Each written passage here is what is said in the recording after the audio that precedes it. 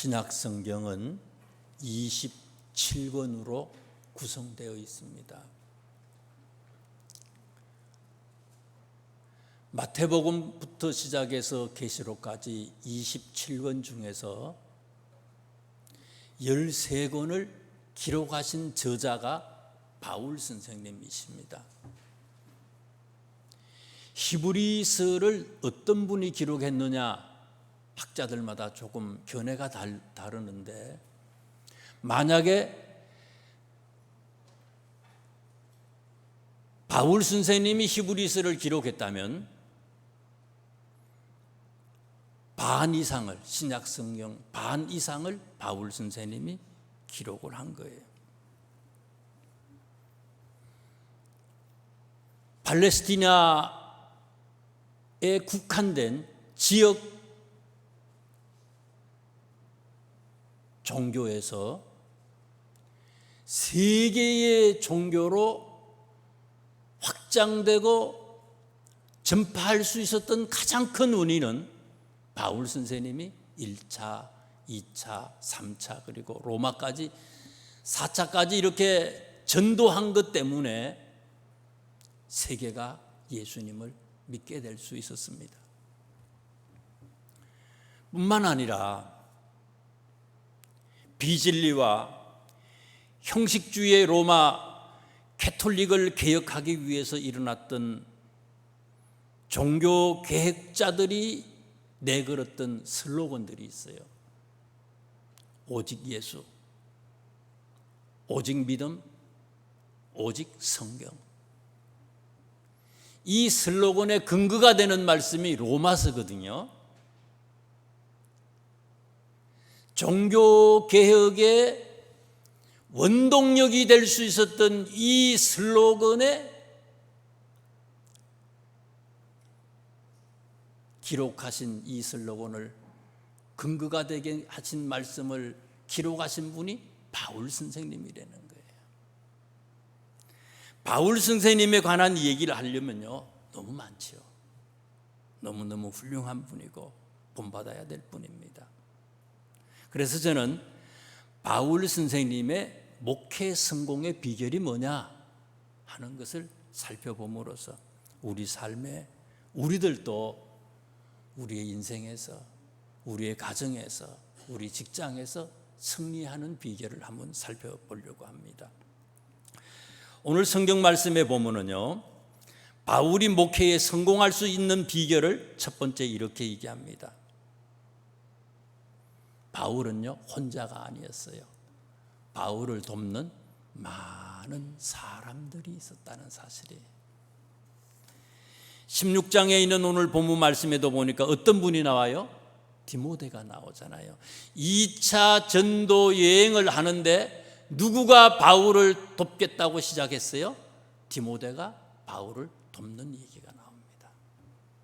그것도 힘들고 어려운 지역에서, 더베와 루스드라 지역에서 가장 복음을 전하는데 어려웠던 시절이에요. 이곳이 1차 전도 여행을 할 때에 돌로 맞아서 바울이 죽었던 곳이 아닙니까? 이곳이요, 너무너무 힘들었던 곳이에요. 그런데 그곳에서 디모데라고 하는 젊은 청년이 바울과 함께하고 바울의 동역자가 돼서 같이 전도 여행을 떠나겠다는 거예요. 바울을 돕는 디모데의 얘기가 나옵니다. 그뿐만이 아니라 그 뒤에 있는 말씀에 보면은요, 10절 말씀에 보면 바울이 그 환상을 보았을 때에 우리가 곧 마게 도냐로 떠나기를 힘쓰니, 여기서 말하는 우리라고 하는 우리는 누구를 지칭하는가 하면요, 사도행전을 기록하신 분이 누구라고요? 누가잖아요. 누가를 얘기하는 거예요. 누가도 2차 전도 여행 때에 바울과 합류했어요. 바울을 돕는 사람이었어요. 직업이 뭡니까? 의사예요. 의사인데 병원을 폐업하고 바울을 따라가요. 돈을 많이 벌고요, 편안하게 생활할 수 있을 텐데도 바울을 따라가요. 바울 따라가면 환난과 고난과 역경과 죽음이 있을 수 있어요. 그런데 바울을 따라가는 동역자가 돼요.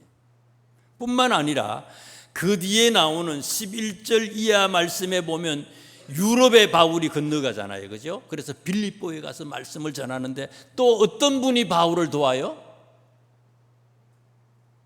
루디아라고 하는 그런 분이 계셨어요. 루디아라고 하는 분이 바울을 돕는 이 얘기가 그 뒤에 보면 계속해서 나와요. 이뿐만이 아니잖아요. 예루살렘에서 잡혀서 로마로 압송돼 나갈 때에 제수로 압송돼서 죽으러 가는데도 함께 따라갔던 사람들이 있잖아요.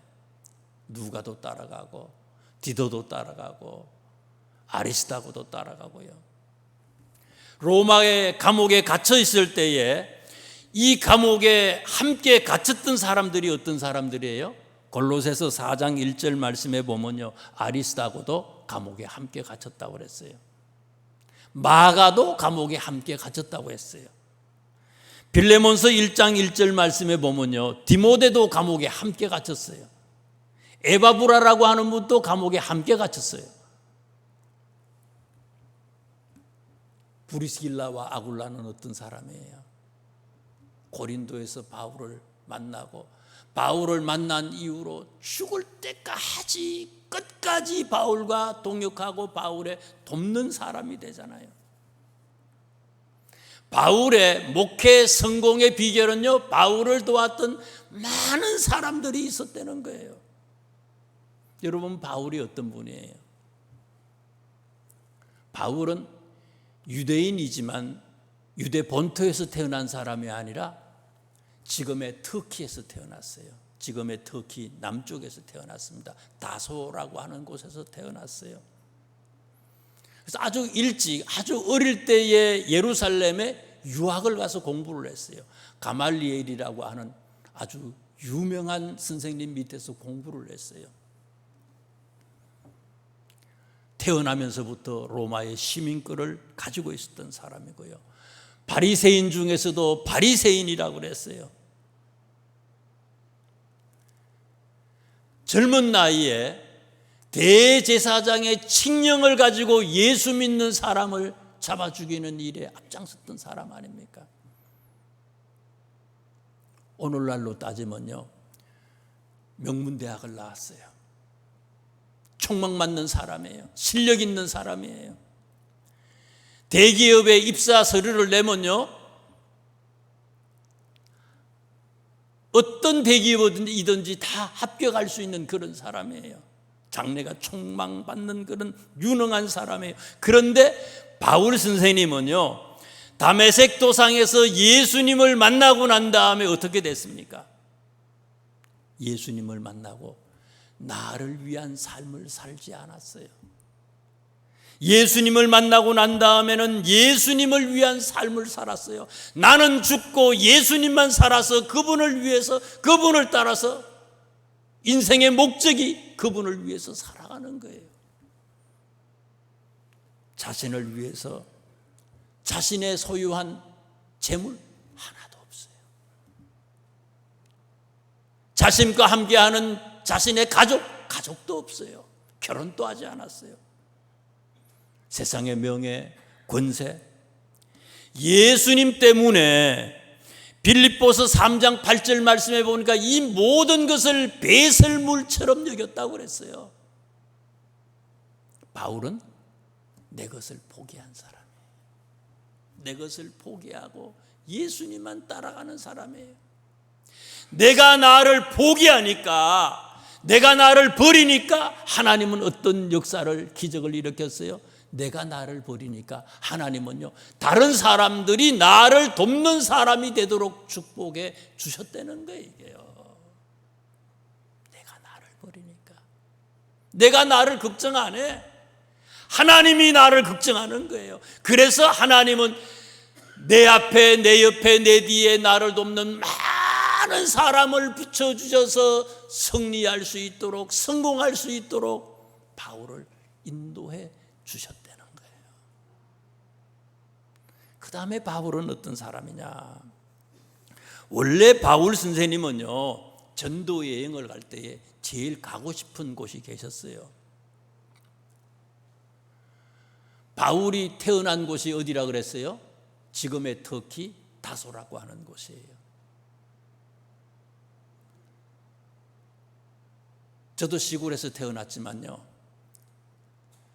방학 때면요 가끔 가다가 우리 반에 있는 학생들이 서울을 구경하러 가는 사람이 있어요.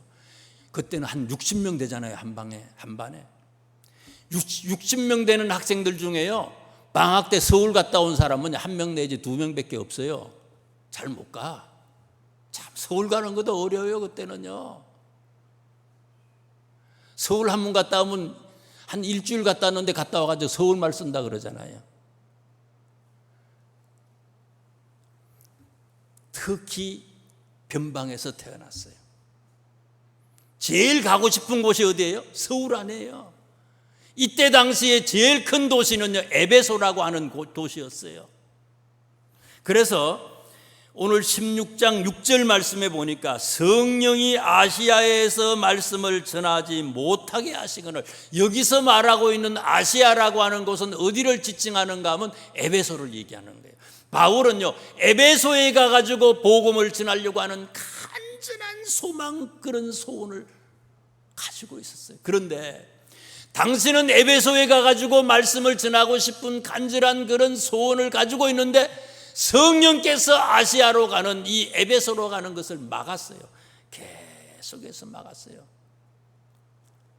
더베와 루스드라의 복음을 전하고 난 뒤에 곧바로 지중해 쪽으로 가서 이 에베소의 말씀을 전하면 되는데 성령께서 막아서 빙빙 주변을 돌아다니는 거예요. 그래서 어디까지 올라가는가 하면요, 8절 말씀해 보니까 드로아까지 갔어요. 드로아는 어디예요? 트로이를 얘기하는 거예요. 트로이에 있는 데까지 갔어요. 거기 갔더니 환상 중에 어떤 역사를 경험하게 됐어요? 마케도니아에 있는 사람이 우리를 와서 도우라고 하는 그런 환상을 보게 됐어요. 마케도니아는 어디입니까? 유럽을 얘기하는 거예요. 지금의 그리스를 얘기하는 거예요. 그리스에 있는, 마케도니아에 있는 사람이 와서 우리를 도우라, 이쪽으로 건너오라고, 에베소가 아니라 터키가 아니라 유럽으로 와서 복음을 전하라고 하는 성령의 음성을 들었어요. 바울의 목회 성공의 비결은요, 내가 목표를 세웠다고 해서 내 생각대로, 내 고집대로 목회한 바울이 아니고요, 바울 선생님은요, 내 생각이 있지만 내 생각을 접고 성령의 인도함을 따라서 그렇게 인도함을 받았던 사람이 바울 선생님이다 하는 얘기입니다. 내 생각을 듣고 성령의 인도함을 따라서 살았더니 하나님은 바울을 성공적인 목회가 가능할 수 있도록 축복해 주셨다는 거예요. 야고보서 1장 5절 말씀에 보면요, 성령의 인도함을 받는 사람의 특징을 소개했어요. 성령의 인도함을 받는 사람들은 어떤 사람이냐? 너희 중에 누구든지 지혜가 부족하거든 모든 사람에게 후히 주시고 꾸짖지 아니하시는 하나님께 구하라, 그리하면 주시리라. 성령의 인도함을 받는 사람은요, 기도하는 사람이에요.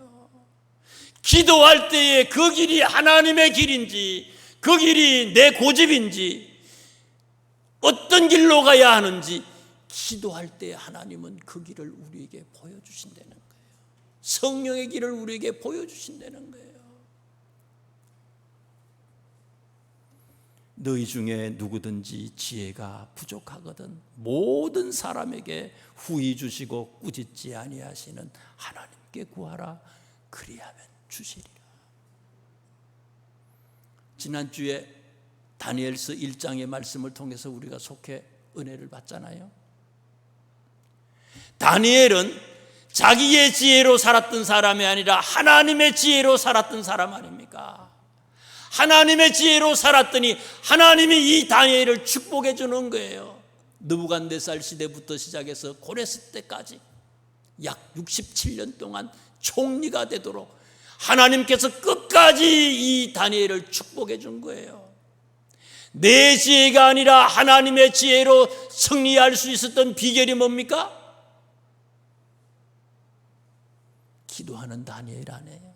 다니엘서 보세요. 다 기도하는 내용이에요. 금식하고 기도하고요, 작정하고 기도하고요, 금식하면서 21일 동안 기도하고요.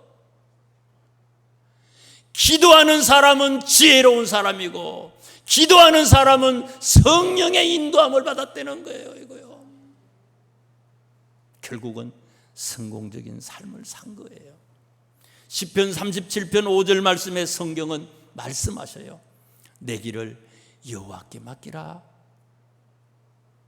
그리하면 그가 이루시고 내 의를 빛같이 나타내시며 내 공의를 정오의 빛같이 하시리라. 잠언 16장에는 너의 행사를 여호와께 맡기라. 그리하면 내가 경영하는 것이 이루어지리라. 맡기지 못하잖아요. 성령의 인도함을 따라서 살기 위해서 그분에게 맡기면 되는데 맡기질 못하잖아요. 맡기면 해결하는데. 지혜로운 사람은 어떤 사람이라고요? 기도하는 사람이고, 성령에 충만한 사람의 특징은 뭐라고요? 기도하는 사람이라고 그랬어요. 우리도 바울처럼 성령의 인도함을 받는 사람이 되셔서 나의 지혜가 아니라 하나님의 지혜가, 성령께서 우리를 축복하시고 우리를 인도하시고 어떤 환난 속에서도 우리를 축복해 주시기를 주님의 이름으로 축원합니다. 마지막으로 바울의 목회 특징이 있어요. 3절과 4절에 있는 말씀을 한번 보세요. 3절 4절입니다. 제가 읽어드릴게요. 바울이 그를 데리고 떠나고자 할세 그 지역에 있는 유대인으로 말미암아 그를 데려다가, 그가 누구예요? 디모데를 얘기하는 거예요. 그를 데려다가 할례를 행하니 이는 그 사람들이 그의 아버지는 헬라인인 줄 다 알미러라. 4절입니다. 여러 성으로 다녀갈 때에 예루살렘에 있는 사도와 장로들이 작정한 규례를 그들에게 주어 지키게 했다. 이게 무슨 말인가 하면요, 1차 전도 여행을 바울이 다녀왔잖아요. 그래서 바울은요, 그때 사람들이 하지 않는 그런 전도를 했어요. 보통 사람들은 유대인들에게만 복음을 전했는데 바울은요, 이방인들한테도 복음을 전한 거 아니에요. 이방인들은 어때요? 할례를 안 한 사람들 아니에요. 할례를 행하지 않은 사람들에게까지 복음을 전한 거예요. 복음을 전하고 난 뒤에 예수님을 믿게 하고, 그리고 또 할례를 행하면 되는데 할례를 안 했어요. 그래서 문제가 생겼어요. 그게 15장에 나와요. 15장에 있는 내용이 그런 내용. 이것 때문에 회의가 열렸습니다. 온 교회가 회의가 열렸어요. 예루살렘에서 회의가 열렸어요. 이게 바울의 행위가 옳은 행위냐, 그런 행위냐, 어떻게 해야 되느냐, 결론을 내렸어요. 5장 19절, 20절, 21절이 결론이에요. 예수 믿는데 이방인들을 꼭 할례를 시켜야 되느냐 말아야 되느냐. 19절에 보니까 어떻게 하래요? 그러므로 5장 19절입니다. 내 의견에는, 이제 베드로가 결론 내리는 거예요. 이방인 중에서 하나님께로 돌아오는 자들을 괴롭게 하지 말고 할례를 어떻게 하려는 거예요? 안 해도 된다는 거예요. 이제부터는요, 복음을 전하는데 할례를 안 해도 괜찮다는 거예요. 이제 합법적이라는 거예요. 이거 말하지 말자는 거예요. 그 다음에 20절에 보세요. 또 뭐를 얘기해요? 할례 안 해도 되고, 우상에게 드려진 음식, 옛날에 보면 가정에서, 동네에서 보면 옆집 사람들이 고사 지내고 난 뒤에 떡 가져오잖아요. 저희 집에도 막 떡 가져와요, 사람들이요. 그러면 그 떡을, 우상한테 드려진 이 음식을 어떻게 하느냐, 이것도 회의의 주제 중에 하나였거든요. 그거 먹지 말라는 거예요. 그거 먹지 말고. 그 다음에 음행하는 거 있잖아요. 음란한 거, 성적인 타락 이런 거. 예수 믿는 사람은 이건 아주 딱 단절할 수 있어야 된다는 거예요. 목매어 죽인 거 그거 먹지 말라는 거예요. 짐승을 잡을 때 목매 가지고 죽인 거 있잖아요. 그거 먹지 말고 또 뭐 먹지 말아요? 선지국 같은 거 이거 먹지 말라는 거예요. 할례는 안 해도 돼요. 분명히 할례를 안 해도 된다고 그랬는데 바울 선생님은요 3절 말씀해 보니까 디모데가 어머니는 유대인이고 아버지는 헬라인이에요. 아직까지 할례를 행하지 않았어요. 디모데가요. 분명히 조금 전에 15장에는 할례를 안 해도 된다고 그랬는데 바울이 어떻게 했어요? 할례를 행했어요. 왜 그랬을까? 이게 바울이 목회에 성공할 수 있었던 비결 중에 하나예요.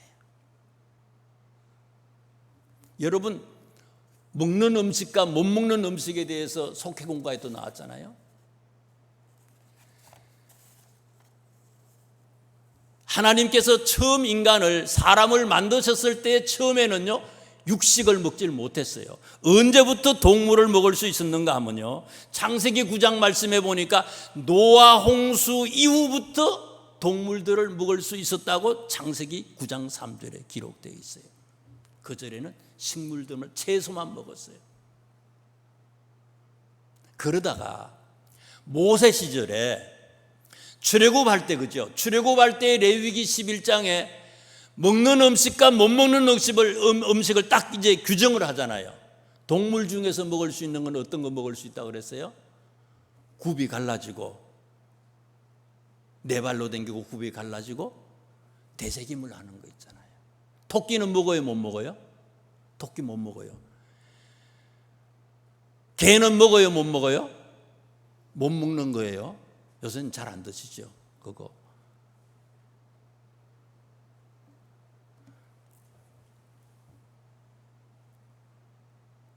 동물 중에서는 굽이 갈라지고 되새김을 하는 거. 물고기 중에서는요 지느러미가 있고 비늘이 있는 것만 먹어요. 장어, 미꾸라지 이런 건 못 먹는 거예요. 새 중에서도 먹는 게 있고 곤충 중에서도 먹는 게 있고 못 먹는 게 있어요. 규정을 해놨어요. 먹는 게 있고 못 먹는 게 있다. 그런데 오늘 이 16장 바로 직전에 15장 말씀 속에서 먹을 수 있는 것을 규정을 하는데 어떤 건 못 먹는데요?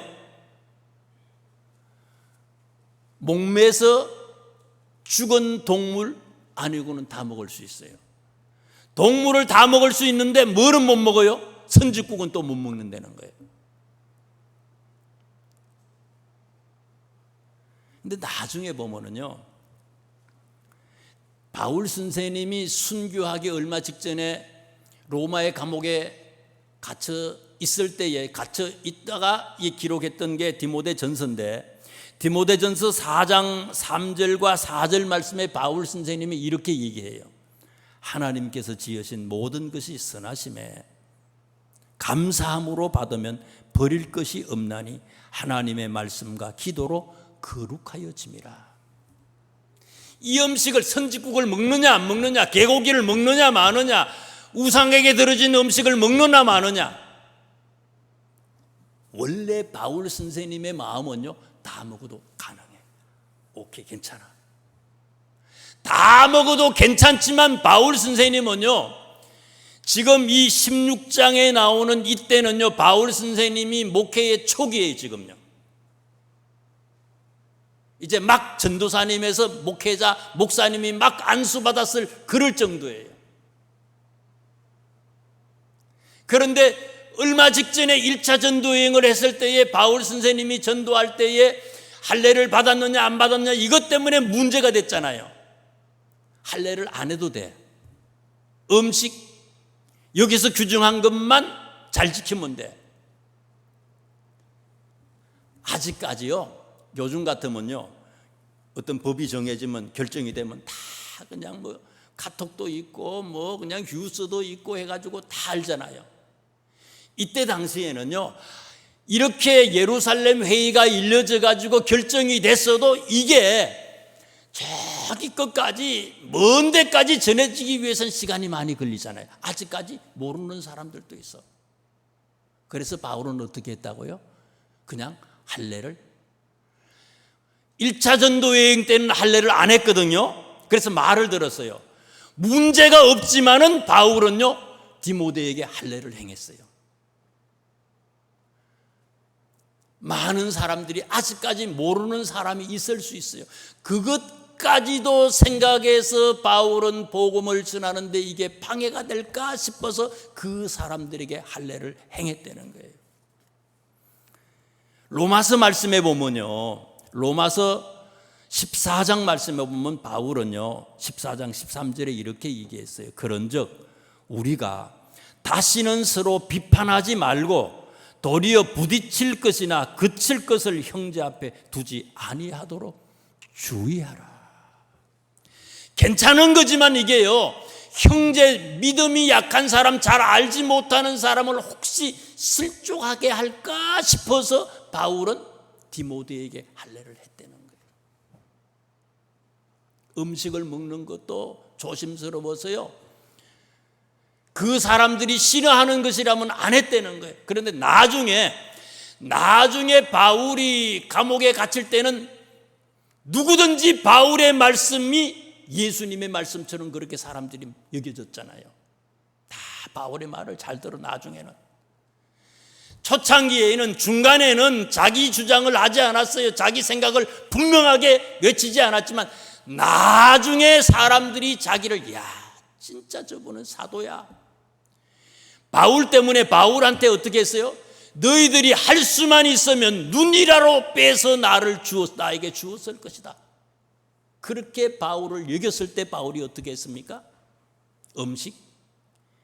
음식에 대해서 바울 선생님이요, 하나님께서 지으신 모든 것이 선하심에 감사함으로 받으면 받을 것이 버릴 것이 없나니 하나님의 말씀과 기도로 거룩하게 되는 거예요. 믿음으로 먹으라는 거예요. 먹을 수 있다는 거예요. 마지막에는요, 나이가 들어서 그 다음에 바울을 다 인정할 때는요 자신의 생각을 확실하게 얘기를 했어요. 그전에는 어떻게 했다고요? 조심 다른 사람을 실족시킬까 조심했어요. 바울의 목회 성공이 이거예요. 중요한 것과요 부분적인 것을 딱 구별할 수 있었어요. 중요한 게 뭡니까? 예수 믿어야만 구원받는 거예요. 오직 예수, 오직 믿음, 오직 성경, 이건 중요한 거예요. 부분적인 건 뭐예요?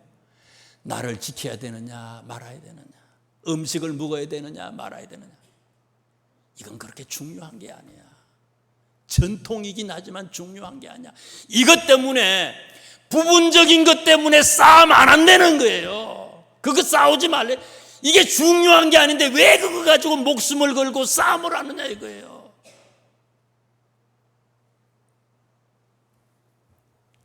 바울은요 중요한 것과 부분적인 걸 딱 구분했어요. 중요한 것을 위해서 자기의 생명을 걸은 거예요. 부분적인 게 중요한 게 아니에요. 우리가 인생을 살아가면서요 중요한 게 아닌데 부분적인 것인데 그것을 중요한 것인 마냥 착각해서요 생명을 걸려고 하는 어리석은 자들이 있잖아요. 이게 미련한 사람이에요. 그냥 시간 지나면 그거 아무것도 아니에요. 중요한 것은 아무것도 아닌 거 아니에요. 어떤 상황 속에서도 자기를 더럽히지 말아야 되는 거예요. 이거는요 신앙의 절개를 지켜나가야 되는 거예요. 그러나 부분적인 거 해도 되고 안 해도 되는 거예요. 거기에 가장 생명 거는 어리석은 우리가 되지 않기를 주님의 이름으로 축원합니다. 기도하겠습니다. 하나님, 바울